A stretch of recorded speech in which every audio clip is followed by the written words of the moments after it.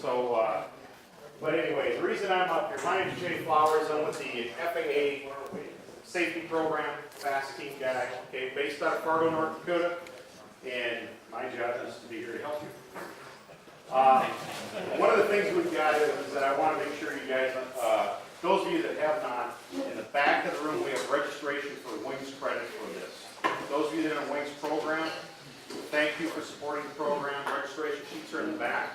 Those of you who've never been part of the Wings program, it's a pilot proficiency program designed to get you a flight review, merely sitting down at a meeting like this. And maybe go and take a couple flights with your flight instructor. So it's kind of the old way, but not kind of the old way. So it's a little more to it. How many CFIs do we have in here? I try to touch the CFIs. How many of you CFIs are in the safety program? A couple hands. Keep in mind that the safety program is designed so that if you give 15 hours or 15 credits of instruction to other folks in the safety program, or a minimum of 5 pilots and that 15 hours, you get your CFI review. Please know that. And for those of you airmen that are in the program, know that once you get your 3 credits and your 3 flights, that you get a flight review. And then all the endorsements are in the system, it's ready to rock. So with that, I leave you to your presentation, and thanks for coming out. How's this for audio? Mike, can I add one thing? Yeah, go, Ryan. We have a raffle going, and right now everybody's going to be a winner if you put in $5 to buy one raffle trip. So if you get a chance, stop over and throw in $5. There's some nice gifts there, and we'd appreciate it. It kind of helps go to our scholarship fund, which we're trying to get started so we can get more young people in. So $5. Thank you, Mike. Sorry. Yeah. Dig deep, folks. Dig deep and often. My name is Mike Vivion, if you don't know who I am. Sometimes I don't know who I am. Is this audio okay? Yeah. Okay. Is it bothering you? What's that? And everybody can see the screen okay? This light isn't too much? All right. So this is kind of a combination program, and it's kind of grown a life of its own. We titled this STOL for the masses, and the intent isn't to be insulting that anybody is. Actually, he's videoing. He wanted that on, Jay. What's that? He wanted that on, Jay, for the video. Otherwise, they can't see me, and I am a member of the Witless Protection Program, so it's better if you don't see me.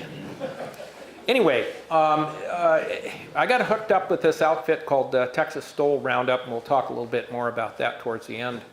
But it's a stole competition, kind of modeled a little bit after the Valdez event in Valdez, Alaska. This year, it's going to be the end of September, the last weekend in September in Hondo, Texas. The last time they had that event in Hondo, Texas, they had 300 airplanes on the field. It's a real hoot. It's a lot of fun. So anyway, like I say, we'll talk about that a little bit. But anyway, the point of this is there seems to be more and more interest in short takeoff and landing kind of competitions and events, and doing this short takeoff and landing kind of stuff out there in the wilds, whether you're in Alaska or Florida or Minnesota. So that's kind of where this came from. And where we're going is we're going to try to figure out how to extract the maximum performance capabilities from your airplane and from the pilot. And it's a 2-part harmony. The airplane is quite capable of its maximum performance, but it takes a pilot to make that work, right? So we're going to talk in 3 general areas, and that's takeoff, and then air work, and then landing, because obviously if we don't do the air work right, our landing might not be as pretty as it could be, or as survivable for that matter. And again, this is the boilerplate. We recommend that you find some dual instruction, especially if you're not real comfortable with your airplane, taking it kind of close to the edges of its flight envelope. You certainly should, get a little adult supervision, we should say. And I want to emphasize that when it comes to short takeoff and landing, you can do 90% of that at an airport. You don't have to go off in the woods anywhere. You don't have to go to some backcountry airstrip. You can do the important stuff in developing that precision and that skill right at most airports. And then finally, going to cover the basics of both off-airport and backcountry airstrips and non-airstrips. So we'll talk a little bit about that. And again, this is not two programs. That's kind of implied in the program, but in the program guide, but this is basically one program. So we'll just cruise along. Please feel free to ask any questions anytime, stop. We got lots of time here. That's why we blocked out 2 sessions. And there's some people here who probably have better skills at this stuff than I do. So feel free to interject. If you disagree with something I say, or you have something to add, please add it. That's what this is all about. So, most of you have probably seen pictures or videos of Frank Knapp's record short field landing at Valdez, 10 feet 5 inches. Doesn't get a whole lot better than that, I guess. I can't honestly say that I've ever landed that short. And of course, you look at this airplane and you say, well, is it a very practical airplane? I mean, this airplane was purpose-built for this. And it's really cool to watch. It is a hot rod, no doubt. So, one of the major components is obviously the airplane. Modifications to the airplane, in Frank's case, there's some pretty extreme modifications. But, that's 180 horse. It's an 0320 that's making 180 horsepower. Composite propeller, he's kept it as light as possible. It's 800 and some pounds, I think. Anyway. The environment. What are you landing on? Where are you going? What's the wind like? I've seen 10-foot landings before with a 30-knot wind. That's kind of cheating too. And finally, the pilot. That's really what we're here about, is how the pilot fits into this and how the pilot can build his or her skills. And I always tell people, that one of the first things, in fact, I was having a conversation this morning talking about fuel-injected engines with somebody, and I said, the first thing I always tell people, they talk about hot starts and how hard hot starts can be sometimes. And I say, read the pilot operating handbook and try to follow those instructions and see how it works for you. And a lot of times that's as good as it gets, and it works, But there's a lot of information, especially in later model airplanes. There's a lot of information in the POH that can really help you out. So definitely study up on this stuff. Now, the problem you run into is earlier airplanes, back before the FAA came out with GAMA came out with the requirement for a standardized POH. A lot of these older airplanes just don't have a very good POH, and it's not organized the same way. Excuse me. So now you kind of have to figure it out for yourself. And that's not all bad. There's a couple of things you need to realize about this, that it's performance data that's developed by a flight test engineer pilot, okay? So this is a person who presumably has some fairly significant skills and familiarity with the aircraft type. So it provides data, and that you have to understand that a flight test pilot isn't taking that airplane to the extremes for the purpose of developing POH data. The flight test pilot in these cases is taking the flight test to normal, meaning an average pilot's skills. So they're not telling you to approach at VMC. They're telling you to approach at a significantly higher speed. Again, normal procedures. So sometimes some of these procedures you have to look at with a little bit of skepticism and understand that maybe we're going to do a little better than that. Doesn't mean you're a better pilot than a flight test pilot. It just means that they have to speak to the norm. And again, if you don't have a POH or an airplane flight manual that gives you a lot of information on the aircraft type, you're going to have to develop that information yourself. And it's fun to do. You know, you look for an excuse to go fly on, well, there's a good one. Develop your own data. And modifications, finally. And we'll talk more about modifications as we go along, but there are dozens and dozens of modifications for various airplanes to improve their short takeoff and landing capabilities, their off-airport capabilities, and so forth. So the first thing we need to do is we need to understand our airplane's manners, if you will, and manners is just a way of saying performance characteristics.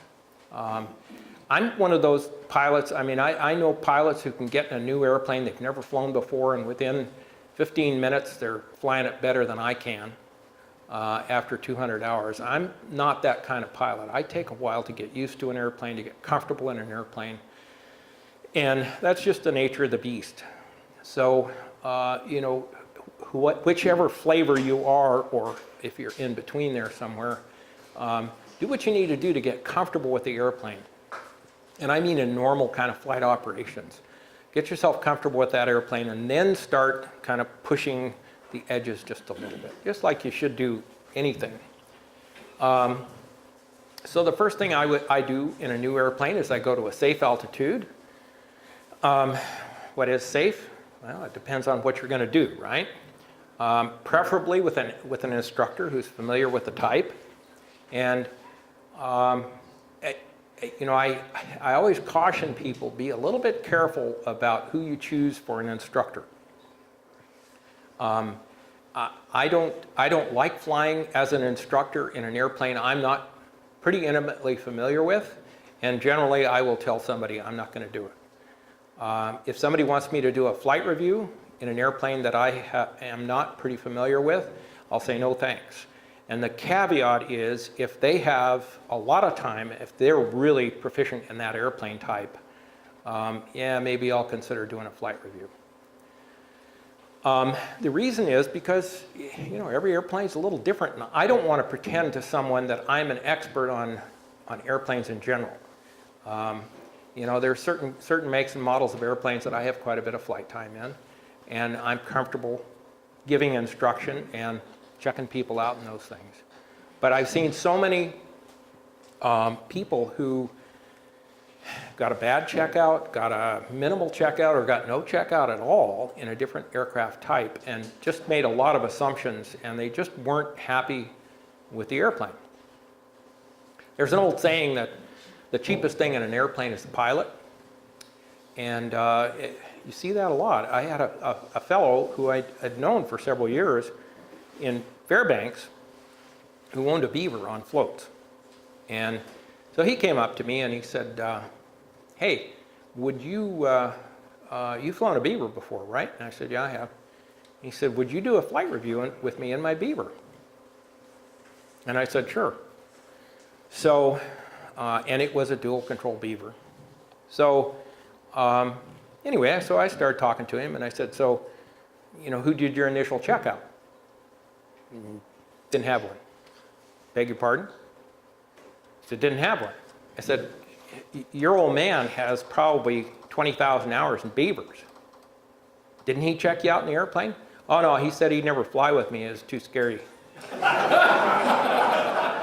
now you got decisions to make, right?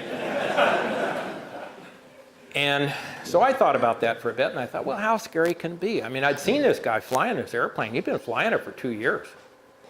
And I thought, okay, well. So we did like a full day of ground school and went through the Pilot Operating Handbook, the airplane flight manual, pretty thoroughly. And he learned a lot there because he never had anybody, he never really looked at the book much. He just went and flew the thing. So we went out and flew, and I was fairly impressed. He was doing a pretty good job of flying the airplane. But there were a couple of little details, like he didn't know how to start it, not the right way anyway, and he just, you know, he just needed a little bit of guidance. And he was just raving later. Boy, that's really neat.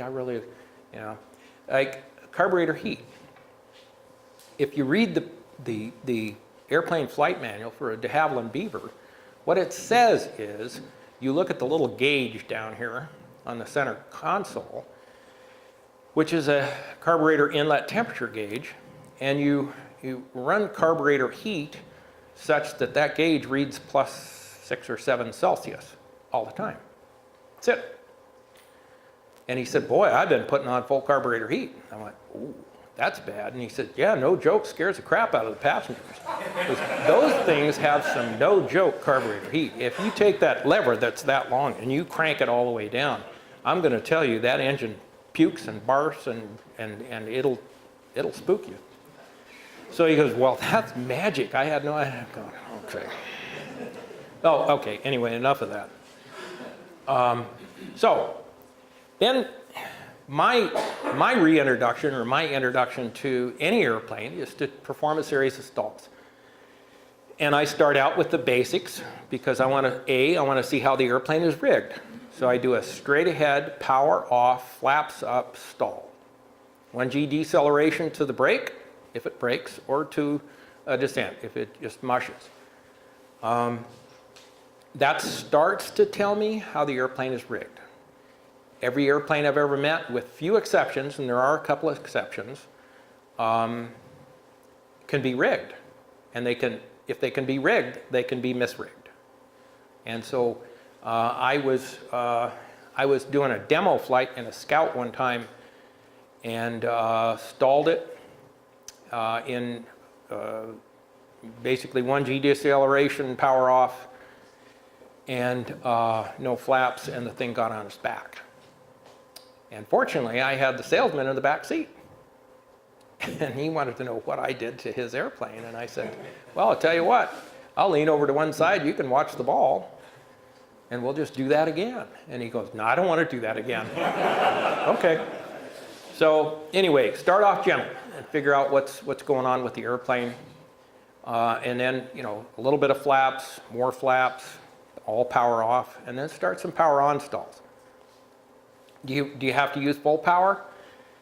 Some of these airplanes will get aerobatic using full power in a stall before they'll really stall and brake.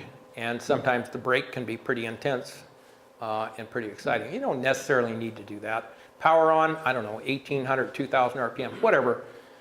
But again, you're trying to figure out what makes the airplane tick, what makes it happy, what makes it upset, and just how it's going to react to these various things. And then you start a series of turning stalls. Again, power off, power on. And then I follow up my last stall in a series I call it a falling leaf stall. Some people call them rudder stalls. Basically, you flaps up, power off, stall the airplane, hold the yoke or the stick all the way to the aft stop, and keep the airplane right side up with rudder and rudder only. Okay. And if you can't do that, and there are some airplane makes and models that really don't like that, and you can hold them upright for a little while, but they're gonna try to get upside down fairly quickly. Some of them, you can take them right to the ground that way. There are things that can be adjusted. Rudder stops on some airplanes, elevator stops on some airplanes. I have people who've told me, I can't stall my Husky, it just mushes. There's some little bolts back there in the back.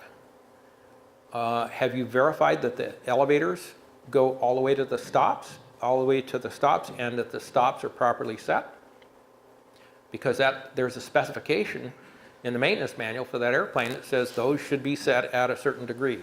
Okay, so again, it's all rigging, and you're trying to figure out whether your airplane is properly rigged. So that's a full stall series, and I do that with any airplane I'm going to fly. And I can't tell you the number of people I've gotten in airplanes with, pilots, gotten in their airplane for a flight review or whatever, and asked them to do these stalls, and afterwards they tell me, I haven't stalled an airplane since I got my private pilot check ride. And, well, okay. So, Next thing we're going to talk about is slow flight. And again, we're kind of figuring out the airplane's manners, its behavior, and behavior in slow flight is really important to understand because we're going to use this. We're going to use slow flight a little bit later. And I want to use the term, and I've underlined it here, I want to master slow flight, true slow flight. Has anybody looked at the new airman certification standards? Yeah, what does it say for slow flight?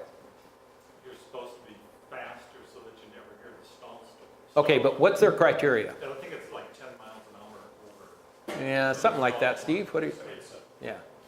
If you hear the stall horn, you fail. That's slow flight. Now that's not my version of slow flight, and that's why I say true slow flight. Okay. And I don't know if that's right, wrong, or indifferent. There is some word out. Several flight instructor groups have been really providing feedback to the FAA on that and the question of stalls, what they consider to be a stall in the ACS. And I think we're making progress. Stay tuned because there may be some changes in that coming up. I certainly hope so. But anyway, nevertheless, what we're talking about here is not the ACS, not the Airman Certification Standards. We're talking about practical application of an airplane for a task, okay? So what we're going to do here is get the airplane in landing configuration, and we're going to fly it in slow flight. And what I mean in slow flight, I mean if you increase the angle of attack at all, the airplane's going to stall. It's either going to stall or it's going to mush. So, and you hold it there, and you don't get it into a stall, but you're right on that very edge. If the airplane is equipped with a stall horn, boy, I hate those things. If the thing is equipped with a stall horn, that thing should be on steady, not just beep, beep, beep. It should be blaring in your ear, okay, if you're doing this. So any increase in angle of attack is going to cause a stall. And what we're doing here is trying to get you to feel the stall precursor so that you know what it feels like, you know what the airplane does, because we just figured that out with the stall series, right? You know what it's going to do if it does stall, and you know what the precursor feels like. So now you can avoid the stall, not necessarily by hearing the stall horn or by the ACS standard, by staring at some instrument that may be lying to you, but by feeling it in the original angle of attack indicator. And we'll get into that in a minute. So now I want to do the same thing, repeat the same thing, only with the airspeed indicator covered. Because you're going to find out you really don't need that instrument after you've played this game for a little while. So cover the airspeed indicator with a card or a piece of tape or something. And you'll find that you can fly the airplane pretty well without an airspeed indicator.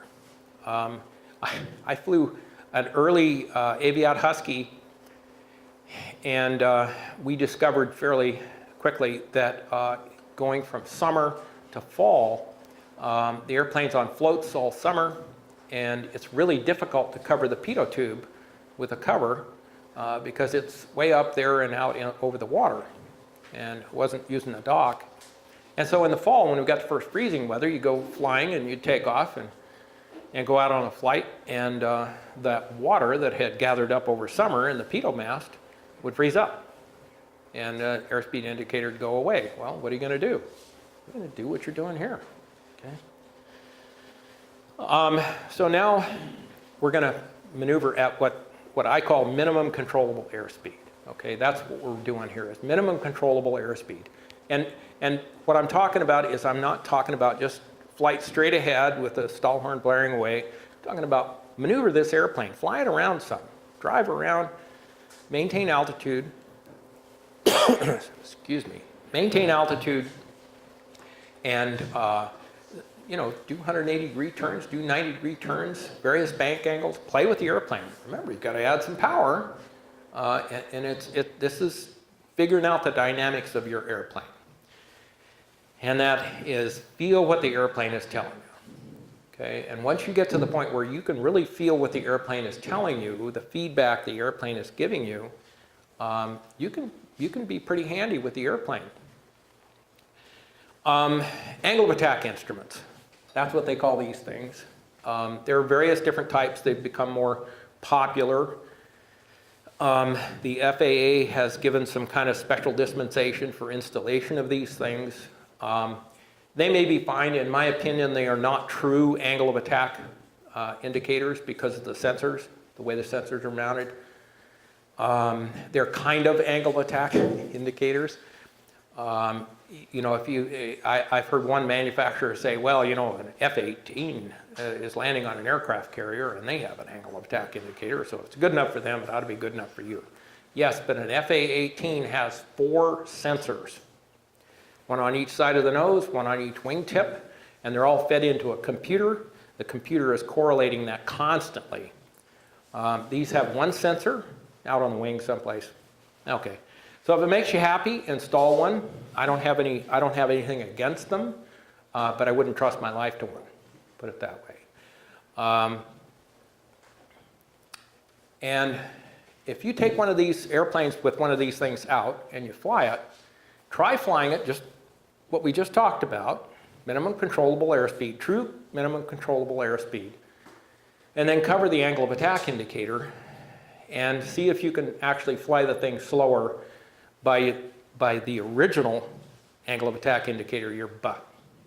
And I'm betting dollars to donuts that you're going to be able to fly the airplane slower and safely by just relying on your own sensory capabilities. Okay, so the takeoff. Before you line up, you need to know your aircraft's performance data. Where will you find that? Pilot Operating Handbook. Where do we find it for a Super Cub? Better figure it out, because it's not, there is no POH, there is a flight manual, right? Or a, what do they call it? Flight manual, something. So you're going to have to you're going to have to derive this data. And again, if you need an excuse to go flying someday, hey, you know, go develop some data. Be your own test pilot. It'll make you a better pilot, and you'll learn more about your airplane. What's not to like? We need to understand how the environment is going to affect our airplane. Density, altitude, things like density, altitude, wind, slope, tall grass, gravel compared to pavement, maybe some water on a runway, a little bit of snow. You know, you get 3 or 4 inches of snow on the runway, and what's that going to do to my performance? I'm not suggesting that you need to know exactly, well, instead of taking 487 feet to take off, it's going to take 510 feet. And I'm talking generalities, but nonetheless, you need to understand how these things are going to affect the takeoff performance. The runway surface, takeoff performance, pavement, turf, tall grass, gopher holes, rocks, stuff, right? Obstacles. Are there going to be obstacles out there or no obstacles? And there can be obstacles on the surface. You know, are you going to have to do a turning takeoff or what? And where are you going to go if the engine quits? This is something you probably ought to decide before you open the throttle. Where's your abort point? Once I'm in the air, am I going to go straight ahead? Is there something just to the left? Is there a big tree straight ahead and I can go to the left to a meadow? Or so again, some planning prior to power application. The abort point, is one possible? If you get serious about this short takeoff and landing stuff, there are going to be places where you're not going to abort the takeoff. Once you open the throttle, you're going to be committed. You know, people go to those kind of places. I prefer not to personally, but you know, people do it. The rate of power application is going to be dictated by the surface. In Kodiak, I was in the Coast Guard Flying Club. I wasn't in the Coast Guard. I worked for Fish and Wildlife, but any Fed could become part of the Flying Club. It's a good deal. It was like $7 an hour for a 172 wet. Screaming deal. I failed to show up for a monthly meeting and they elected me president. And so I decided we need to, as long as I got stuck with this job, I'm gonna try to improve the airplanes a little bit. And one of the 172s had a pretty bad nick in the prop. So I had the mechanic pull that prop off and send it to Anchorage and to the prop shop. And the prop shop condemned it, said it was cracked, the blade was gonna come off. So sold us a new prop, put it on the 172. The first flight, the guy took it from Kodiak, which is paved surface, over to Port Lions, which is a gravel surface. Came back, less than an hour total time on the airplane. Came back, I looked, there's this massive ding in the prop. And I looked at that and I went, oh. So I called the mechanic and the mechanic said, I can't dress that out. He said, we're gonna have to send this to the prop shop. So we sent it to the prop shop, they condemned that one and sold us another new prop. So I went and found the guy that did this and I said, what are you doing? He said, well, you know, the engine felt a little rough going over there. So after I landed, I did a full power run up on a gravel pad. So, you know, don't do that. But the rate of application of power is going to be at least somewhat dictated by the surface condition. Try not to destroy a propeller on your way out. Control surfaces, where do you want them? Neutral or deflected? Again, it depends on environmental conditions, right? Wind. Liftoff speed. I like to lift off below VSO. VSO being defined as the stall speed of the airplane in the landing configuration. I like to take off below VSO. How can you do that? Ground effect, sure. And you can stay in low ground effect. You talk to sprayers, crop dusters, those guys practically live in ground effect. And every takeoff, you know, they'll take every inch of runway they can, and then they stay in ground effect till they got a little bit of speed on. Partially because they're heavy, partially because they're working the airplane, but it's safer. You know, you can accelerate. The airplane will accelerate a lot better in low ground effect. And when I say low ground effect, I'm not talking about 100 feet. What's low ground effect? What? Half the wingspan? Yeah, 10 feet. 10 feet's pretty good for low ground effect. You got a high wing airplane, remember the wing is up here compared to a low wing airplane, which is down here. So, you know, okay, flaps. I like to use half flaps. And I've been taking check rides and the check airman says, why'd you use flaps for that takeoff? Because I paid for them, right? Why wouldn't I use flaps for that takeoff? Well, normal takeoff procedure in the pilot operating handbook says no flaps. Okay, this isn't a normal takeoff, it's me. I don't care, whatever, you know. I like flaps. They lower the stall speed of the airplane. It just makes sense for me the only time you're gonna get hurt in an airplane or break an airplane bad is when you're in contact with the ground, right? As soon as I'm away from the ground, I'm gonna stay close to it, but away from it. And I can do that quicker by using flaps. So I use flaps. There are some airplanes, on floats in particular, those of you folks who are pretty familiar with float planes, try getting a 185, a loaded 185 airborne with no flaps. You know, there isn't a large enough ocean. Okay. Popping flaps. This is a favorite of the air shows and takeoff and landing contests. People start with the flaps up, and then they'll pop full flaps, kind of pop the airplane off. Guys in floats do it all the time. You know, go from half flaps up to, you know, 3/4 flaps and then back, whatever. That's fine, and I do that on floats particularly. I've done that for years, and that's okay. Just get proficient with it. That's all I would say about that. Don't try that the first time you get in an airplane you're not familiar with. Okay, the climb. Are there obstacles? If there's obstacles, got to accelerate with low ground effect, I mean, talking low, to VX, and then start your climb. If you start climbing, as soon as you're off the ground, and then expect to accelerate to VX in the climb, you're not going to get to VX as quickly. So let the airplane accelerate fairly close to the ground, get up to VX, and then climb over your obstacle. So Steve, to pick on you, you're a Super Cub guy.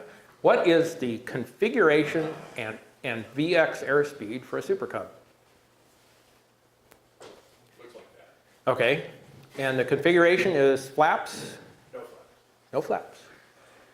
Well, I think if you look carefully in there, it says, in that little book that they give you, it says 45 miles per hour and full flaps. Full flaps for VX. What's that? Full flaps for VX. For VX, yep, exactly. So think about this, and as he says, you know, the angle is like this, the deck angle. So is that for the 150 horse, the 180 horse? There's no such thing in the book Is that as for 180 horse. VGs, or is that for without VGs? How about Yeah, extended well, wingtips and ailerons? How that's about, right. 36-inch tires, Yeah, et cetera, et cetera. et cetera, et cetera. Modifications, that's right. Yeah, yeah, because now you have to start figuring it out for yourself. But Piper said VX for a Super Cub is 45 miles per hour and full flaps.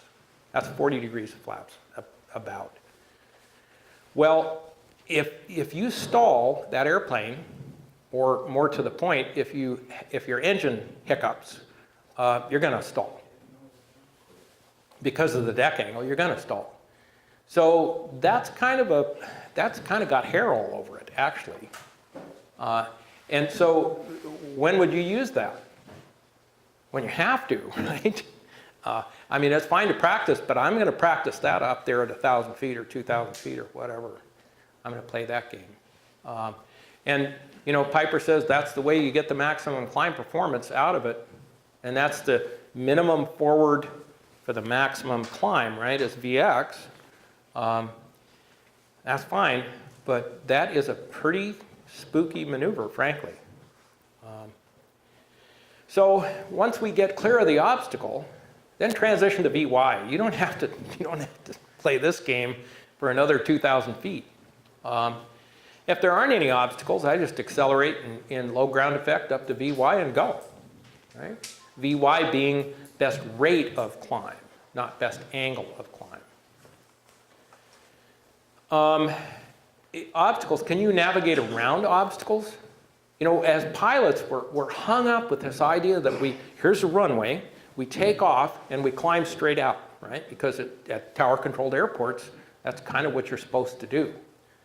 But if you're not at a tower-controlled airport, there's nothing wrong with moving over, sliding around, if you're at an off-airport site, dodge the obstacles. I'd rather be doing VY around an obstacle as opposed to this VX over top of that obstacle. If anything bad happens, I'm probably going to be in better shape going around. So, and finally, this is the big one. You don't have to clear an obstacle by 100 feet. You just have to miss it. Don't hit it, right? So 2 feet is as good as 100 feet. So don't stretch your climb. Don't stretch yourself out just trying to miss an obstacle by 100 feet. Okay, so landings now. And the key is precision. And to make that work, you need good airspeed management. That's what we just talked about, right? And glide path management. And touchdown on your chosen point. And I like to use the example of Oshkosh because they ask you to touch on the pink dot, on the green dot, on the yellow dot, or whatever. And it's amazing to me to watch that process from the sidelines and see how far off people are. And those dots are huge. They're the size of this room. And it's pretty rare, frankly, that people actually touch down on the dot. It's kind of surprising to me. And that's not all bad, but it's to me it's kind of a challenge. Okay, can I touch down on the dot? Well, okay. There was a recent article in AOPA Pilot magazine. They talked about, written by Dave Hirschman. He talked about spot landings, and he said the title of it had something to do about 50 feet. And you ought to be able to land within 50 feet of the spot. And he got a lot of feedback, which I thought was good. People saying, you know, if you can't land within 10 feet of your intended touchdown point, you really need to practice. And I have to agree with that. 50 feet is pretty sloppy, frankly. Now, I'm not saying I don't miss by 50 feet sometimes, but yeah. Braking, effective braking. That's a novel concept. You see an airplane upside down one day, and that can be a pretty disappointing end to a nice flight. So effective braking means maximum braking effect without damaging the airplane and keeping it under control. Management of controls after touchdown. I fly a Piper PA-11. I came through en route to Oshkosh last year, 28 hours round trip, by the way. And I came through Oshkosh, and en route, I landed in Mobridge, South Dakota, and it was 18 gusting to 28, and it was right straight across the grass runway there. So I thought, oh crap. It wasn't quite, it was like 45 degrees to the pavement. So I just landed in the grass beside the pavement, and it was not that big a deal. How many people here have landed in a real gusty, nasty crosswind and done one of their best landings ever? Yeah. Why? Because you're paying attention. Exactly. You know, and not to say you're scared, but you know, you're paying attention. And that's exactly what happened. Well, it was fine. I was proud of myself. I was sitting there and I was thinking, problem is I can't taxi. It's a light little airplane and the wind was gusting, and so I waited for a few minutes, and fortunately there were some nice guys out on the ramp. They came running over and walked my wings and got me in. But management of the controls after touchdown. There have been a lot of airplanes where the pilot succeeded in landing the airplane safely enough and really messed it up trying to taxi it. Okay, so the approach. You want to fly a traffic pattern? Now we're talking about off-airport, on-airport. If you're flying at an airport, as designated by the FAA, they expect us to fly a traffic pattern. What kind of patterns? What's the rule? Left. If you make a turn, it has to be to the left unless otherwise specified, right? If you make a turn, is a straight-in approach legal? Yes. Is it smart? Depends. So you're going to fly a traffic pattern. What altitude? What are the required traffic pattern altitudes for airports? 800 Yes. and 1,000. Really? 800 at some, 1,000 at most. Really? No? Okay, what's your story? Not required, exactly. That was a trick question. There's no regulation that specifies traffic pattern altitude. So it's in the AIM, right? And the AIM is not regulatory, it's recommended. Now that doesn't imply that you might get in trouble if... Don't try it on your check, right? Yeah, that's right. Don't try it on your check. Okay, so our traffic pattern can be kind of whatever altitude makes sense. But we should stick with 800 to 1,000 at an airport, simply because that's where other airplanes should be, and we're trying to keep airplanes from shaking hands. So that's a reason for those. That's a reason for the recommendation. Left turns is regulatory, not optional. Okay, so let's say we're on departure. Do we have to make left turns? Can we make a right turn on departure? Ooh, blank stares. There is no requirement. The regulation says when on approach to land, all turns must be to the left. Doesn't say anything about departures. So anyway, okay, traffic patterns. How high? Terrain influences. There are airports. There's a lot of airports over in the Idaho backcountry where terrain is going to influence how close to the runway you're doing your downwind, for example. Sometimes which side of the airport you're going to do your downwind on, because there's cliffs and mountains and stuff. So there's terrain influences. There's wind. Wind can influence our approach, and then obstacles. obstacles besides terrain. And then traffic. The reason we have established traffic pattern procedures is to avoid other traffic. And so we should stick with those to the extent possible, at least in civilization. One of the things I've found in flying with people, introducing them to off-airport operations, is that it doesn't take them very long when you kind of license them to fly traffic patterns at 200 feet AGL before they're really hooting and honking around at 200 feet or 150 feet and 60-degree bank turns and all kinds of, whoa, wait a minute. You know, that wasn't what I meant. You know. So be careful. You know, in an off-airport environment, you're always going to do some investigation to evaluate the landing surface. And I would argue in a lot of uncontrolled airports, as in not tower-controlled airports, you ought to be doing some evaluation too. There are deer around this airport. Used to have a fairly good-sized herd of deer. They used to have hunts here, didn't they? To hunt deer on the airport. That sounds a little bizarre, but you know, one of those things can leave a mark on an airplane. So evaluating the landing surface. Approach speed. You know, the manufacturer uses this 1.3 VSO, 1.3 times the stall speed in the landing configuration. That's pretty fast. So I say no, I like steady deceleration on final throughout the approach. Okay, so, and actually through the whole approach. That doesn't mean you need to be stupid slow out there a mile from the end of the runway. I don't like that. There's a term that I call the 5 for mom effect. When I taught at the university, you'd get with these young flight instructors, and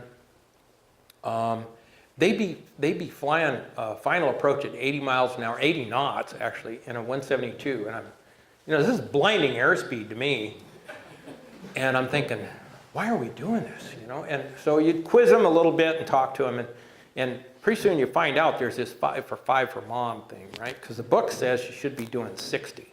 Okay, well 60's good, then I'm going to add 5 for mom, right? And then, well, there's grandma and my sister, and so pretty soon you're doing 80, you know? And now you got a flight instructor, and he adds 5 for his mom, and then he's teaching a student. Now the student goes on solo. You think a student's going to do 5 less than the instructor? He's got a mom, right?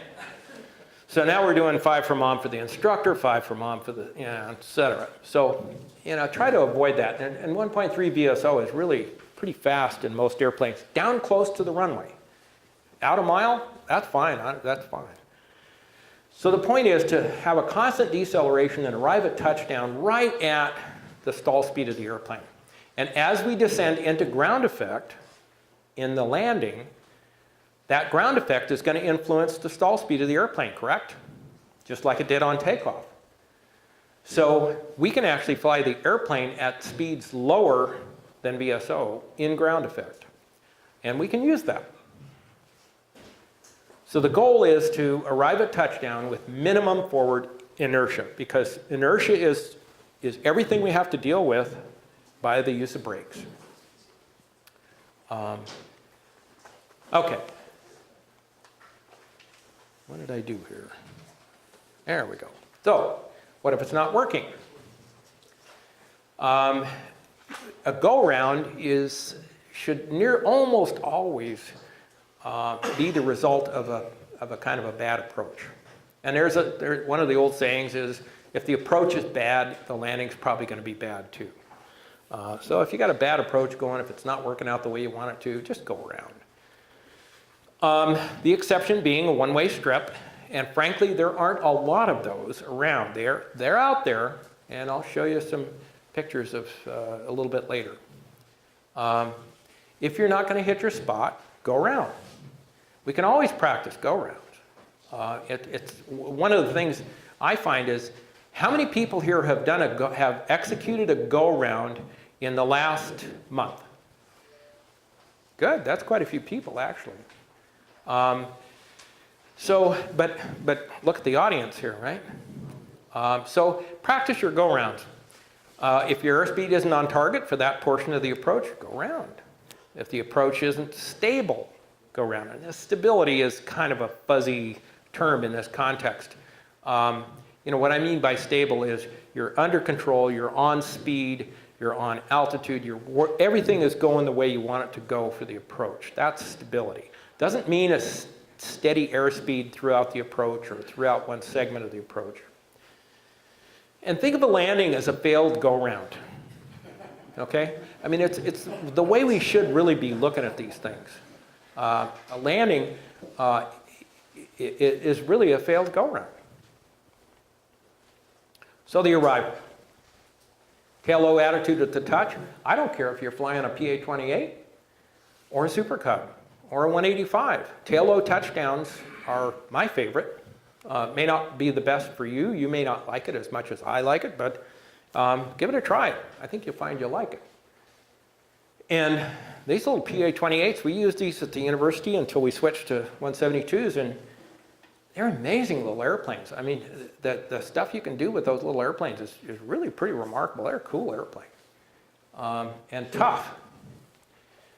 Minimum forward speed, and then steer. That's it. Pretty easy, huh? Flaps. Should we retract the flaps once we've touched or not? What do you think? What's that? Depends. Yeah, just like my underwear, right? Yeah, depends. That's my philosophy. It depends on the airplane. It depends on the flaps. Cessna 206, all you got to do is that. Flaps come up, right? Electric. Just reach over and tap the little lever. 185, you got to start doing this. You got to reach around, and it's a little bit of a muscle thing. So yeah, okay, maybe. How current are you? How handy are you with the airplane? You comfortable doing that? And the problem is, of course, we had a guy in Cold Bay, Alaska, and his name was Bob. We called him Bouncing Bob, the one-eyed goose pilot, because he only had one eye. He had a right eye, and his I don't know what happened to his left eye, but anyway. So the Goose has the retractable landing gear, and it has a manual system that's been modified. Most of them have been modified with an electric motor. And it's a disc about that big around with a fold-out handle that's about that long. And it's back here on the bulkhead behind the pilot seat. So to lower the gear or raise the gear, you have to bend over and crank. And I can't remember. I think it's 86 or 87. It's 90 turns to raise or lower the gear. Now, if you're actually using the motor, if you're actually using the electric motor, it lowers the gear or raises the gear, and that little thing spins around back there until it's close, and then you reach down and you finish it off with the ratcheting handle. Well, because the Goose was certificated without the electric motor, it's perfectly legal in Part 135 operations to run the airplane when the motor's gone, when the motor's failed. So this guy has gone to El Salvador for like a month. He came back on vacation. He came back, and he got in the Goose. And there was a FAA guy, maintenance guy, who was building a tower 3.5 miles south of the airport, 4 miles south of the airport. And it's only a 150-foot tower. I forget what it was for, something about instrument approach procedures. And, but that had been built since Bob went to El Salvador, wherever he went, Central America. So Bob came back. First time he got in the Goose, he took off, and the electric motor was out, so he's back here. No eye, right? Looks up, and he said, about the 5th time I looked up, there was a guy in my windshield. And I said, what'd you do, Bob? And he said, I banked that thing over 90 degrees. Well, that guy was an FAA maintenance guy, and that guy hunted Bob in the town of Cold Bay because he had a .44 Magnum for bear protection and he was going to shoot Bob. And so at 185 is kind of the same deal, right? I'm not a very tall guy. I bend over and start grabbing flaps and, you know, I'm not seeing anything. So again, it depends. If you're comfortable doing it, if you can do it proficiently, sure. Just be careful and give it some thought. Okay, braking. Deal like this, brakes are good. But again, as you know, mentioned early in the program, brakes can get you in trouble. I like brakes. I like people, you know, do you like toe brakes? Do you like heel brakes? I like brakes. Flying an airplane without brakes just doesn't make sense to me. Why would you want to do that? Any kind of airplane. Anyway, they can be a blessing or a curse. Use them carefully, lest you have to bonk on your head as you release your seatbelt because you're upside down. Herman Ruth used to work for Fish and Wildlife. Guy had a PhD in nuclear physics. Why he was working for us, I have no idea. But he was German. He was not German. Excuse me. Herman's rolling over in his grave. He was Swiss. And anyway, Herman did a buyer's inspection for me. He was an IA. He did a buyer's inspection for me on my first airplane. And he said it looked pretty good. And I asked him, I said, well, it's got the old expander brakes. And he says, you're supposed to fly the goddamn thing, not stop it. Okay, hard to argue with that logic. Did you figure out where you were going to go, where you're going to park this airplane before you land it? You know, part of this is if you're landing on a very official-looking airport, usually they have some kind of a diagram. Nowadays, you can on ForeFlight, I mean, you've got a little taxi diagram and all this stuff. Cool. They don't have those for some airports. So, you know, while you're driving around on downwind, kind of figure out where you're going to go after you land. Okay, so that's kind of the short takeoff and landing part of this whole deal. So now we're going to talk about backcountry operations a bit. This is the Ruth Glacier and the Great Gorge of the Ruth on Denali. I keep wanting to say Mount McKinley. This is a glacier. This is glacial ice. And this is Randy Kilbourne's Cub. So that is, I would feel safe to call that an off-airport operation. But anyway, it's a cool picture. So the first thing we really have to do in this, well, first of all, are there any questions or arguments about this whole short takeoff and landing thing? I mean, this is pretty basic stuff. Yes, sir. Just one comment. In my Husky, I got trained by some CFI in Montana. And they said, on every takeoff, you should be using flaps because your mission is to get this thing in the air as soon as you can.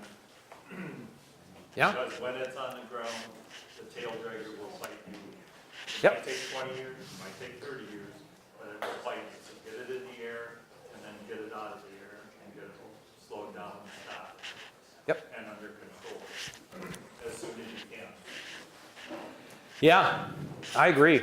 I agree. That the air is your friend, the ground is your enemy in that context. And the Husky is an interesting little airplane because I was introduced to the Husky by their production test manager, production test flight test pilot, and he said use full flaps. And I said, why? And he said, because I said so. Okay. So every landing and every takeoff, we used full flaps. And then we did a couple of landings with partial flaps. And, so I didn't really pursue it any further. I looked in the pilot operating handbook. It says use full flaps. Okay.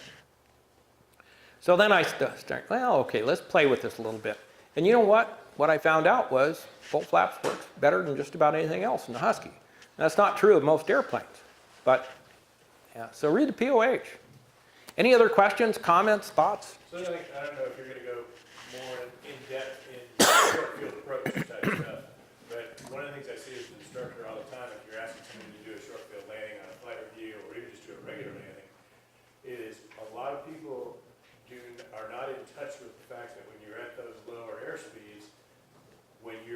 still have this natural response of pulling back rather than adding power when you're getting below your glide path. So, and that, that's one of the reasons the FAA wants you to add 5 for mom and everything else, is because people have this natural tendency to pull back. So you really have to retrain yourself that when if you're flying that way, so that you're controlling that descent with power, you're at a speed where you're controlling that thing with power, and not changing the picture out of the window. Yeah. Did everybody hear that? All right. So that begs the question, which does what? Does, okay. Does airspeed, does pitch control airspeed and power control height, or vice versa? Yes. Exactly. I don't care. If you're not using both, it's not going to work out, right? So I don't really care which does which. I mean, it's a very dynamic environment, and we try to simplify it when you're first learning to fly. We simplify things, we split things out, we try to make them as simple as we can, and explain things so that it's easy to understand, and you can succeed as a new pilot. But in reality, you really got to do both, and it really doesn't make any difference because it's a very dynamic environment. And as Steve says, you got to keep that pitch, particularly when you're slow. That pitch isn't exactly telling you what the angle of attack is, but it's going to affect the angle of attack pretty quickly. Anybody here ever been aboard an aircraft carrier when they were doing landing operations? What's it sound like on approach? I mean, those guys are, right? And what's their pitch like?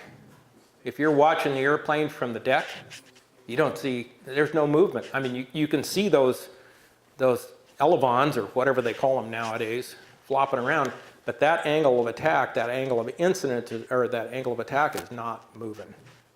But they're doing both. It's not quite as simple as just one thing. Other thoughts, ideas, questions? Yes, sir, Eric. Anyone in Civil Air Patrol in here? Good. So once upon a time, when I was in that organization, when we did our Form 5 check rides and such, you look at the Skyhawk manual, and they ran 180 horse Skyhawks, and they actually fly really nice. So when you go out by yourself and kind of horse around, you can do some neat stuff by exceeding the pilot handbook. Yep. So is there a FAR? I mean, if you do things other than the manual, is there a gray area there? 'Cause I mean, Not at all. You can take off at 30 degrees flaps, but I think the manual says don't exceed 10, I think. I'm pretty sure. It might come up in an NTSB investigation. Yeah. If you break it, obviously they're going to ask questions. In my experience, unless it was something really stupid, the NTSB and the FAA don't care. Eric, counseling. You need to use proper terminology. I was exploring the limits of the aircraft's aerodynamics. Horsing around, that's the only thing. Yeah, you just got it, the magic words, the magic words. Yeah. But no, you're right, and there's nothing wrong with that. Pretty quick. Yeah. But you're not going to do it at 10 degrees flat. No. But again, that's what we're talking about in this. Explore the airplane and see what it There's not likes. one member in here, not one CAP guy. It used to be, does that count? No, you used to. High five. I got left out on a frozen lake to sleep out at 45 below one time by them, but never mind. And everybody who's dealing in this need to have the term in your vocabulary, precautionary landing. Yeah, precautionary landing, exactly. Yeah, I didn't crash, it was a precautionary landing. Yeah. Okay, other thoughts? Okay, well, this is kind of the fun stuff to me. Here several years ago, I went down to Fredericksburg, Texas to do a program for a Husky get-together, Fredericksburg is a really cool little place. But anyway, I picked up a Husky that the Husky dealer had left for me in San Antonio. I flew in commercial to San Antonio from Alaska, and then flew up to Fredericksburg, and then was coming back to San Antonio. And so I'm on approach to San Antonio. They have parallel runways. So I was on the left. And the controller called me and said, can you land and exit the first taxiway? And I'm looking up there. Yeah, I think I can do that. He said, okay, land and exit the first taxiway. I said, roger that. So I came in, I landed, I exited the taxiway because he had a jet behind me. Exited the taxiway, I called him and I said, I'm clear of the runway. And there's a little pause and he said, where? He said, oh, that's not the first taxiway, that's the end taxiway. The first taxiway is 1,800 feet down the runway. So this short takeoff and landing thing, I mean, if nothing else, you look good. And the controller after that, he said, that was really pretty cool, actually. You cleared the jet to land. So, but, it's a backcountry where this stuff really starts to pay off. Although it can pay off pretty well in any environment. Okay, so do we have the right airplane? Is the airplane's performance going to work for the backcountry, whatever the backcountry is? Landing gear, tires, survival gear, all kinds of issues to start thinking about when we go out into the hinterlands. So, what is the perfect backcountry airplane? This is a Everett's C-46 delivering 14,500 pounds of building materials to my cabin site, 100 miles southwest of Fairbanks. Seriously. That's about 45 inches of ice he's landing on, and about 1.5 feet of snow. So, pretty good backcountry airplane. These guys fly those things into places that would scare the britches off a 185 driver. One-way strips, pretty amazing old airplanes, really. So, we have to think about, is a perfect backcountry airplane load carrying capability, its fuel capacity with a load. It's a lot of airplanes, you can put a load in it, but you can't carry enough gas to go anywhere. Or vice versa, you carry enough gas to go someplace, you can't really carry a load. And it's loads versus performance. What's its performance like? I live in Bozeman, Montana now, which is 4,500 feet MSL, and on any average summer day, our density altitude is pushing 8,000 feet. So performance becomes pretty challenging at those kind of density altitudes. Can it be modified? Maybe it doesn't meet all these criteria quite, but can it be modified to improve its backcountry capabilities by aux fuel, STOL kits, tires, whatever? Okay. And frankly, I mean, here's the question you really need to ask: is there a perfect backcountry airplane? And it's very much in the eye of the beholder. Okay. I'd like to have one of those myself, but the gas bill is a little ugly.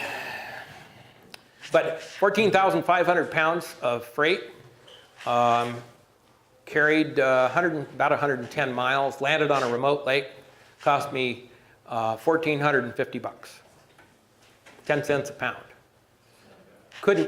You couldn't ship that freight to Anchorage for 10 cents a pound at the time on a truck. These guys are great. Okay, so big tires, are they really necessary?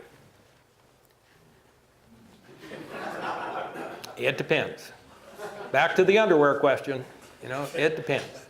And when you really need them, you really need them. So depends on where you're going to go. Depends on the kind of airplane you're flying, etc. So let's talk about what constitutes backcountry airports.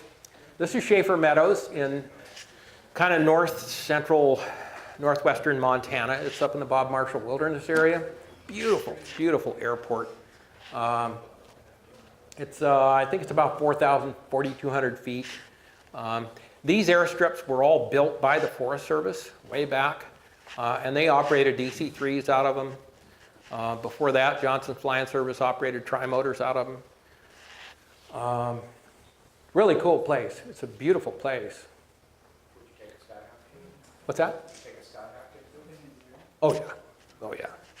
That Schaefer isn't too high. It's about 4,500 feet MSL. This is Woodhawk. It's over in the Missouri Breaks. That's the airport right there.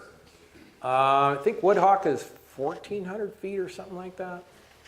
But it's not real high. It's about 1800 MSL.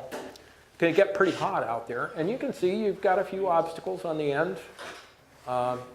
It's cool country. It's a lot of fun to explore. This is Upper Loon, excuse me, in the Idaho backcountry. And that's the airport, of course. And now the question is, if you're going in there, which way are you going to land? Uphill. Okay, which is this way, approaching over here. Can you land going through this way? Yeah. So you got two things, two potentials, right? And we'll hit this again in a little bit. But basically, coming from this direction, you've got a one-way strip. Because at the density altitude you normally see in here, you're probably not going to make it through this canyon climbing out unless you've got a really high-performance airplane. Or you make a pretty steep descent and land this way, and a go-around will take you out that way. So, yeah, either one works. This is a little practice area that I use just about 10 miles south of Fairbanks. It got us just outside the surface area at the Fairbanks International Airport. You can see the tracks in there. It's a really nice place, got a log across it back here.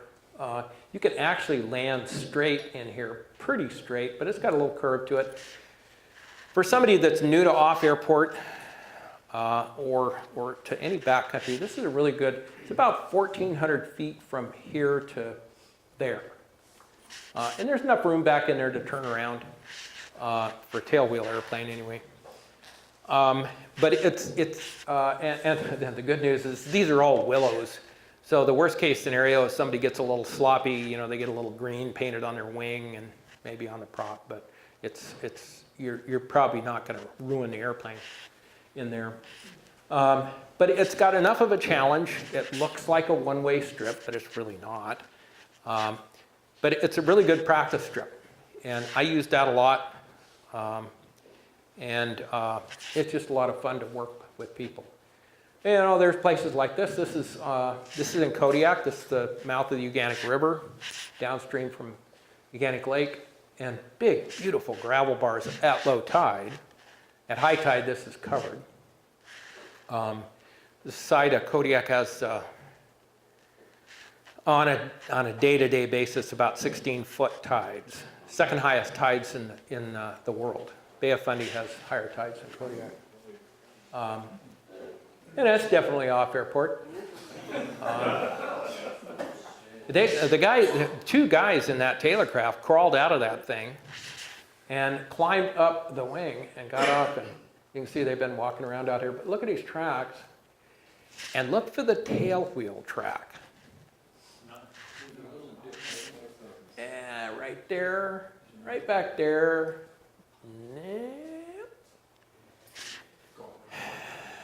No, he was trying to stop. But everybody talks to me about, you know, well, I don't want to tail ski on my airplane because I use that tail wheel to dig in. He didn't. And they actually took that thing off the hill, off the mountainside with the helicopter.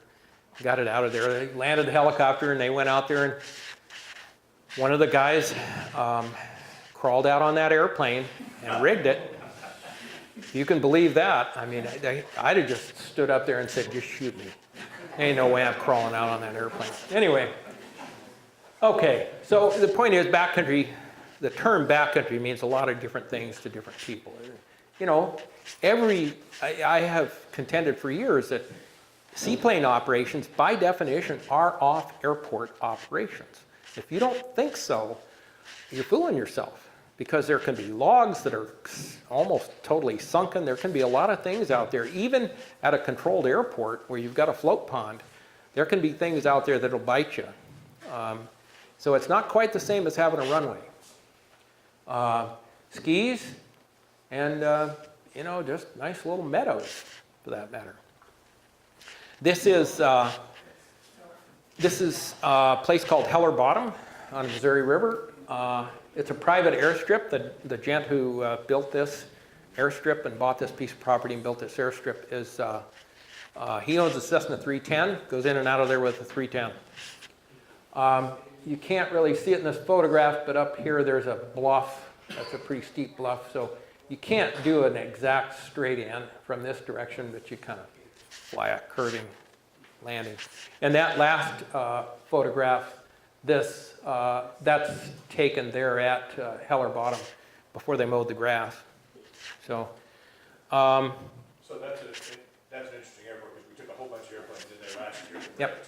And when, this is down in a canyon, and when the wind's going across the top of this like this, and you're turning the final, it can get really interesting. yep, And really rough down there below that level.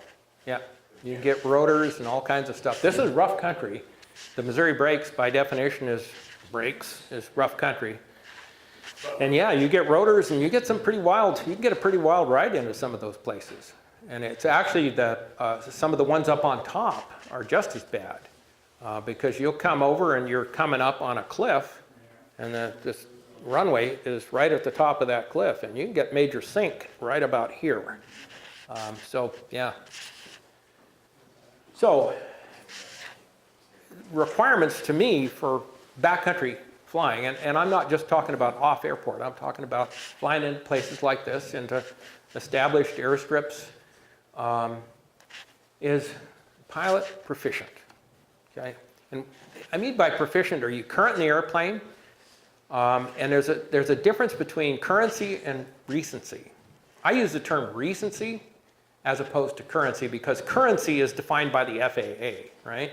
Currency, they say if you've done 3 landings and takeoffs to a full stop in a tailwheel airplane in the last 90 days, you're current. Maybe, okay? So I use recency. Are you really comfortable? Are you proficient in the airplane recently, like really recently? And I'm not right now. I'm gonna have to go out and take some time to get really current in my airplane here pretty quick. Your experience in this particular airplane, make and model, and the environment. I mean, if the environment's totally new to you, you got a little bit of a learning curve. The environmental conditions can be wind, light, turbulence, like Steve was talking about, rotors, density, altitude. I was in Kodiak for 8 years and 3 years in Cold Bay, Alaska before that. The highest temperature I saw in those 9 years, or in those 11 years, was 72 degrees, I think. All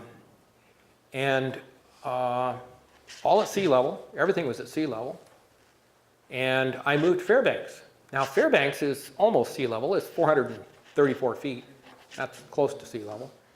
But the day I got there was on the 4th of July and it was 96 degrees Fahrenheit. And the next day was the day I had to take a check ride in a brand new Cessna 185 on floats, and it was 100 degrees Fahrenheit. I had never actually flown an airplane in 100-degree temperatures. And I was doing this check ride and thinking, man, these new 185s, I'd only flown old 185s. These new 185s are dogs. Man, this thing is a pig. Well, it took me a week of fighting this thing out there, hauling loads and moving people around and stuff before I finally went, what was that thing they taught me about 10 years ago or 11 years ago? Something about density. Yeah, density, altitude. So I did the calculations. God, that was a great airplane once I figured out about density altitudes. So, this is the kind of thing that can help you. And if you start reading these things, this is a 206F model, 3,600 pounds. Your speeds, yada, yada. Ground roll, 695 feet up to 940 feet at 8,000 feet MSL. It's pretty remarkable how little change there is. It's about half, increase of about 50%. And that's pretty good for most airplanes. Most airplanes are substantially more than that. And then you start looking at these. Ground roll, 1,075 feet. So quite a lot more at 40 degrees Celsius. And decreased distances 10% for each 10 knots of headwind. So they give you quite a bit of information in here. For operation on a dry grass runway, increase distances by 40% of the ground rule. Okay. So I'm going to talk about site evaluation of the landing zone, and I'm going to use the term landing zone as opposed to airport. This is an airport. Speaking of weird winds, that's a cliff right there. You can land either way in here. You can come in up canyon, or you can come down canyon. Most people land in here going up canyon. Your low flight maneuvering, low altitude maneuvering skills need to be pretty good, because you're going to need to take a look at this thing. I have come over some of these airports, I don't know how many times, and see an airplane parked right in the middle of them. Okay? Well, if you're coming up canyon and it's truly a one-way strip, you better find that out from altitude before you get down low on the approach. Could be a herd of elk standing on there. Elk are going to leave a mark in an airplane landing, right? So your low flight maneuvering skills have to be good. Terrain's going to affect traffic patterns. I probably wouldn't try to fly a downwind over here. So terrain's going to have an effect on our traffic patterns. We need to avoid loss of control. And loss of control is one of the really key things that the NTSB and the FAA is looking at in general aviation accidents right now. A loss of control is one of the really serious killers, both in weather-related accidents and in good weather accidents. So again, our low-speed maneuvering skills, our ability to fly this airplane at all its paces is really critical. And again, you know, your comfort and familiarity with the aircraft. If you're doing something a little bit different that you're not quite comfortable with, being comfortable in the airplane really helps.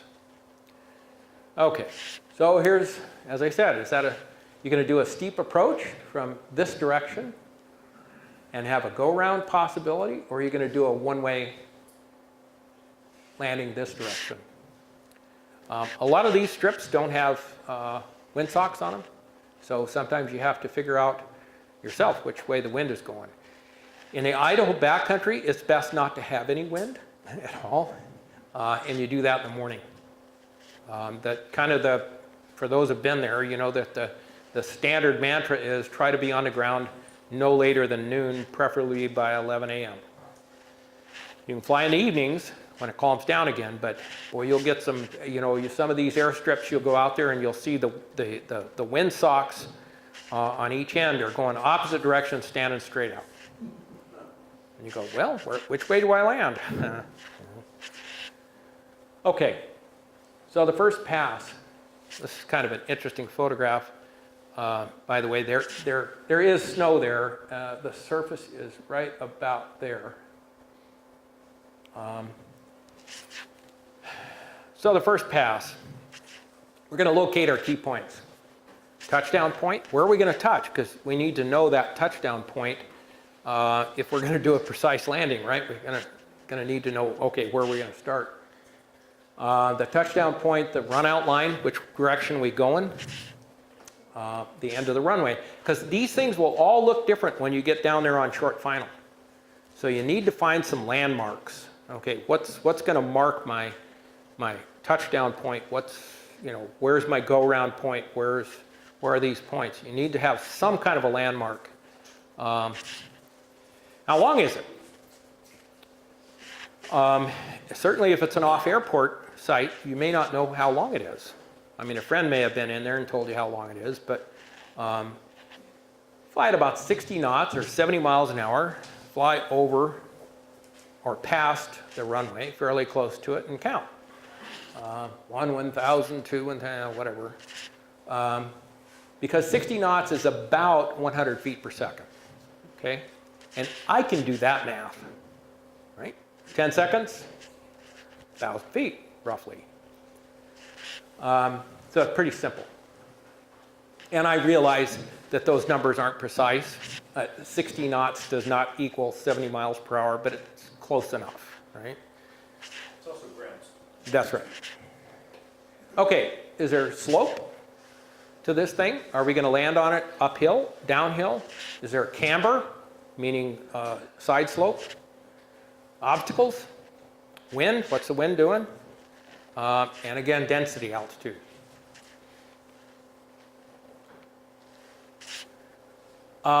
There's an old Alaska saying, if it looks smooth, it may be. If it looks rough, it is. And you know, you can get into this kind of stuff, which may have looked perfectly good, like a nice smooth pasture, and didn't work out.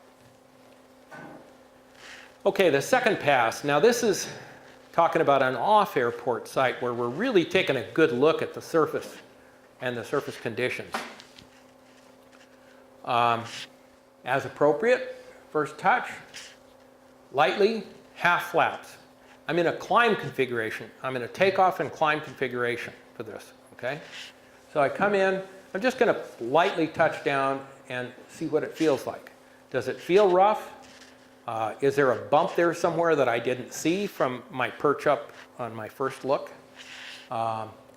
Is there an obstacle there that I didn't notice? Or are there obstacles? Do I have to turn? Can I maintain this straight? There's lots of decisions to make, so that's what we're doing on this pass. Is it smooth or rough? Multiple passes may provide the answer. Sometimes you get slowed down and decide to land and you find a bump that you didn't see or feel before, but not very often. Usually you can pick those out. Can you take off? Before you give up and slow down to a full stop, you need to verify that you can take off from this place, okay? And again, density, altitude, and that's, of course, part of the equation of can I take off from here? All right, next passes. And this is the program. This is a kind of a curving thing I was doing with a student just for fun, showing them that they could land on a curve without destroying the airplane. It's not something we normally do. We land on white stripes that are perfectly straight, but you can land in a curve pretty easily and pretty comfortably. But it's just kind of an introduction. It's better to do that out in the open first. But anyway, how many passes will it take before you're going to decide to land here? And the answer is as many as it takes. If you're still out there, poking around for a long, long time, you may decide it's not a good place to go. Don't let anybody rush you. Don't let anybody push you. And if you're still debating on this, on whether you land here after 20 passes, maybe you better go someplace else, okay? And I have been in places, particularly on skis, where I was making pass after pass after pass, and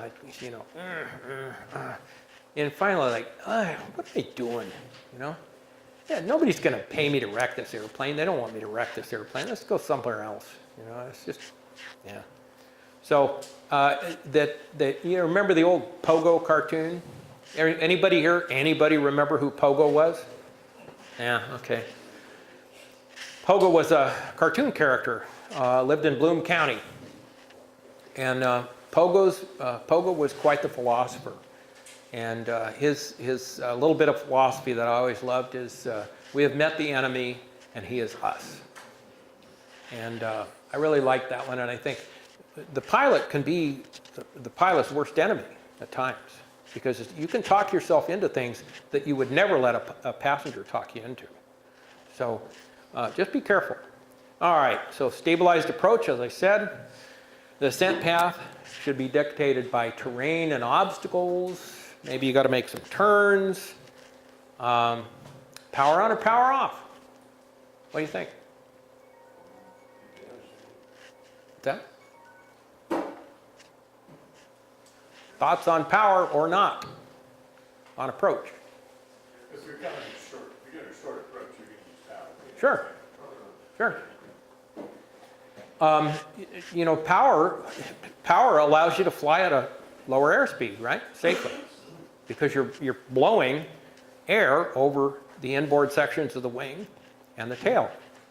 So that power is helping to depress the stall speed just a little bit. So power generally is a good thing. And again, I assume that every approach will conclude in a go-around. A landing is a failed go-around. So now the landing. And again, this is in an off-airport area or at a backcountry airport. Touch at minimum controllable airspeed, most likely with some power. Brakes as appropriate to stop. And I usually, unless I'm pretty familiar with the area, I stop and walk around, unless I got another airplane right behind me, walk around, figure out what's safe. Once you've successfully landed here, you don't know, there could be a great big badger hole that you didn't see from the air that's 20 feet ahead of the airplane. So not a bad idea to get out of the airplane and walk around a little bit. Remember, these, like Schaefer Meadows, a beautiful airport, but there's no airport maintenance there. So if a badger decides to go for a ground squirrel right out in the middle of that runway, nobody's going to stop him. So it's a good idea to walk the area. Then taxi to parking. Improve the landing zone. I mean, if there's rocks or stuff out there in the branches or something, clear them off. Then take pictures. So how will the surface conditions affect our performance? Again, this is from Cessna U-206F model, and again, they have these admonitions. For operation on a dry grass runway, increase distances by 15% of the ground roll figure. And I think that's a little optimistic, but dry grass, okay? How tall? That tall? That tall? Yeah. Yeah, it's more like this tall. So if that grass is taller than your tires, it might be a little more than 15%. So give yourself some wiggle room. The takeoff. Takeoff path and obstacles are memorized, so you know where things are. Run-ups. Again, you can destroy a propeller. Do you need to do a run-up every time you land and shut down and then start up again? I don't. I mean, I used to do anywhere from 10 to 20 takeoffs and landings a day, every one of them to a full stop, the shutdown, and I did one run-up. Unless there was something going on, unless I felt something, unless the engine was telling me something, I did one run-up a day, okay? And your propeller will thank you. Flaps. I like to develop a reminder. I mentioned early on, Cessna 185 on floats. Without flaps, especially with a load, they're not going to get airborne. Well, there's a really neat thing. If you put your hand on the throttle of a 185 or a 180, and you take your pinky finger, and those flaps are at 20 degrees, you'll touch the handle. And so I developed this habit, and I do it in 172s now and 206s, but I reach down, grab the throttle, and that little pinky finger comes out. I'm feeling for that flap lever. Because once you start the takeoff, I've had people almost put me in the trees. You know, I'm sitting there waiting for them to remember that one of the rules in a float rating in one of those airplanes for me, sitting in the right seat, was I'd ask them questions, I'd point to things, I'd try to get the distraction as they're coming down to the end, turning around to take off. Give them a distraction, get them distracted, forget the flaps. Cool, now we have succeeded as a flight instructor. And they start the takeoff run and they're sitting there going, you know, it's not working, it's not working. And you can see it, you know, you can see the gears moving. And what you're hoping is they'll go, oh crap, you know, pull the flaps on and off we go. But sometimes, you know, they just go right down and go, okay, we're done. What happened there? I don't know. Flaps, oh yeah, okay. So develop some kind of a routine. I don't, you know, some people call them checklists. Some people call them flows. Whatever you need to do to make sure that the airplane is configured right. Because when you start getting on a relatively short surface, you may not have time to figure it out, what's not working for you, what you missed. So try to develop some kind of a reminder. And that goes for any airplane. So where's your no-go point? Is this a turning takeoff? Is there a slope? Is there a crosswind? If there's a crosswind, what side are you going to put it on? Right or left? Let's say it's a 90-degree crosswind at 15 knots. Put it on the right side. Why? Because the plane has tons of left turning tendencies. Yeah, that's right. Plane wants to go left anyway. Why not use the crosswind to counteract the left turning tendency? Or if you prefer, use the left turning tendency to counteract the crosswind. If you combine those two, if you put that wind on the left, and I have taken off on a beach, I have taken off with a quartering left tail, or quartering right tailwind to avoid the left crosswind, because I was going to go right in the ocean. And don't ask me how I found that out, because it was close. I had to wash the wheels down with some fresh water when I got home. But anyway, so use those tendencies. Use those tendencies of the airplane. I don't hold brakes. If you have to hold the brakes and run up a bunch of power to take off, you really shouldn't be there in the first place. Because again, what are you going to do? You're going to ding a propeller really bad on the way out and maybe shed a prop blade. Take off to climb. Monitor your accelerations, lift off. Use low ground effect. Use it to your advantage. Stay low. And if the engine quits and you're in low ground effect, well, land, right? Or better yet, VY. Airspeed's your friend. This is Phil Whittemore. This is an SQ-2. This is one of the airplanes built by Wayne Mackey. It has slats, leading edge slats.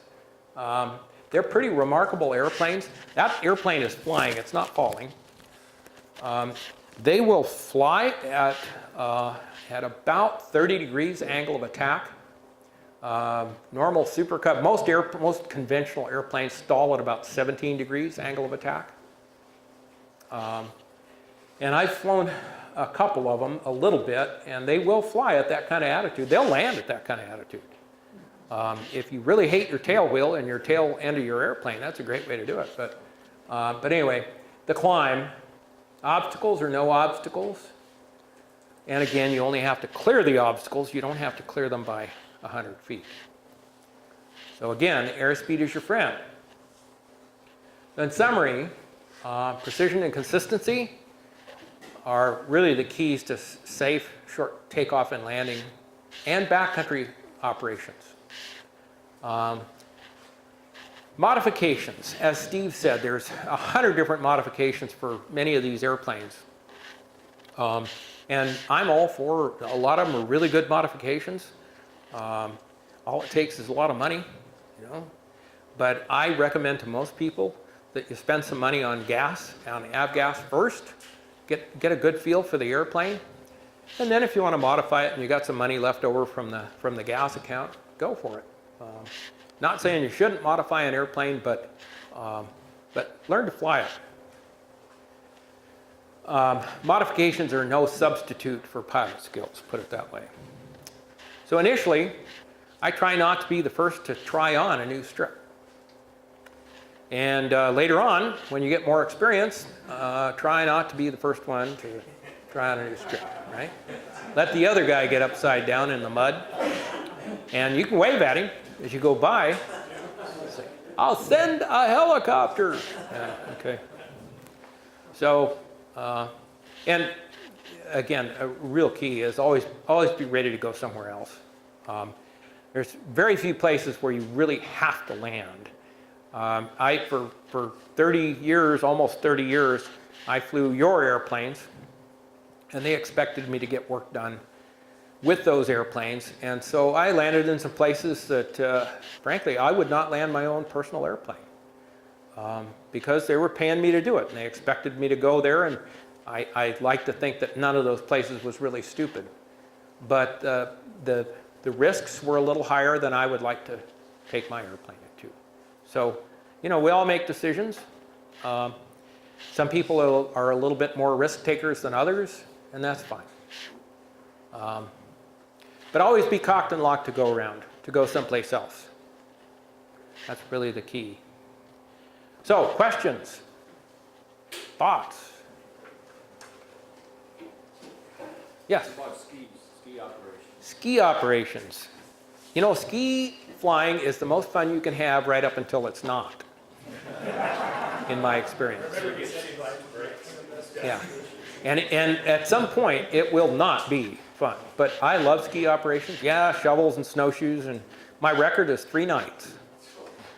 Spent 3 nights in the woods, shoveling and stomping. And yeah. But I love ski flying. Seriously, it is. And I love float flying, but I'd rather fly on skis, cold or not. But that's where a lot of these site evaluation skills come in.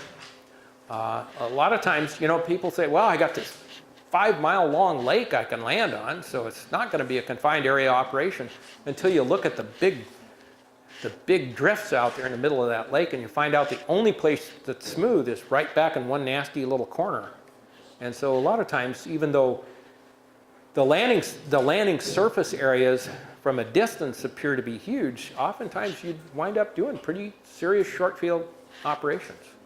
And if you've done much ski flying, you know that there's snow, and there's different kinds of snow. Temperature affects it. And Lose the horizon sometimes. yeah, you can lose the horizon. It's pretty interesting. It's a lot of fun.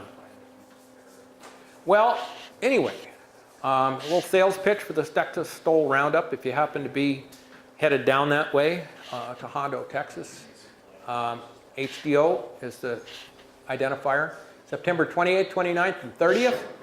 It is a landing and takeoff contest. And we use pylons. These are inflatable pylons. They're very similar pylons to the ones you see in the Red Bull races. You just use a leaf blower to inflate them and hold them up. They're, I think, 25 or 35 feet. So we do an obstacle landing operation first, and then they do a no obstacle. Because frankly, these drag it in from a half-mile out at 3 feet over the ground, kind of approaches aren't that practical in real life. They look cool, but anyway, so they do both there. It's a lot of fun. You'll hear me again yakking. We've got a bunch of people that do a presentation on this stuff. But there's a lot of social stuff going on. There is a website. You can take a look at the website. A lot of information on there. Yes? And if we can't go camping there, they do try to control our fire. Yeah, there is camping on the airport. I could say, I think 2 years ago they had 300 airplanes there. But fire. Yeah. They try to control. Yeah. So anyway, if anybody has any other questions or comments, we'll call her good. All right, thanks, folks.